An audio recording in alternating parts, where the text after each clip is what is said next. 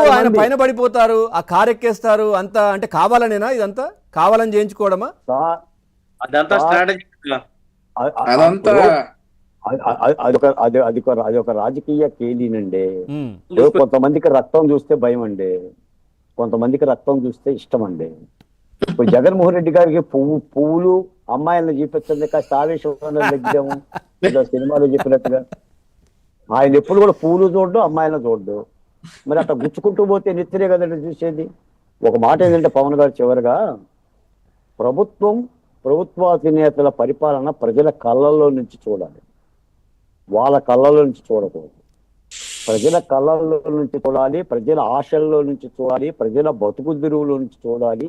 నా రాష్ట్రం ఏంటి, నా రాష్ట్రం కుప్పెంత, నాకు కావాల్సిన పువ్వులంతా, ప్రజలు ఏం కోరుకుంటున్నారు, ఏం కోరుకుని గెలిచారు, ఏది ఉండకూడదు అనుకున్నారు, ఏది ఉన్నారని అధ్యయనం కనుక కేస్ స్టడీలాగా చేస్తే జగన్మోహన్ రెడ్డి గారు లాంటి వాళ్ళు 10 మంది వచ్చినా కూడా ఇలాంటి బాధ్యత ఉందండి. ఎలాంటి అపాయం జరగదండి. ప్రభుత్వం ఆ దిశగా వేయాలన్నదే ఈ ప్రభుత్వాన్ని గెలిపించిన వ్యక్తులుగా మాలాంటి వాళ్ళ కోరిక, విజ్ఞప్తి. విల్సన్ గారు కంక్లూడ్ చేయండి సార్. కంక్లూజన్ అంటూ ఏం లేదండి, ఇది నిరంతరం ప్రాసెస్. జగన్మోహన్ రెడ్డి గారు గురించి మనం మాట్లాడుతూ పోయే కొద్దీ, ఇప్పుడు నేను జర్నలిస్ట్ గా పనిచేసే రోజుల్లో ఒక ఆయన అడిగేవాడు, నెగిటివ్ గానే రాయి మిత్రమా ఏదో ఒకటి ఐటమ్ అంటే, నెగిటివ్ రాసిన జనాల్లో ఉంటాను కదా అని.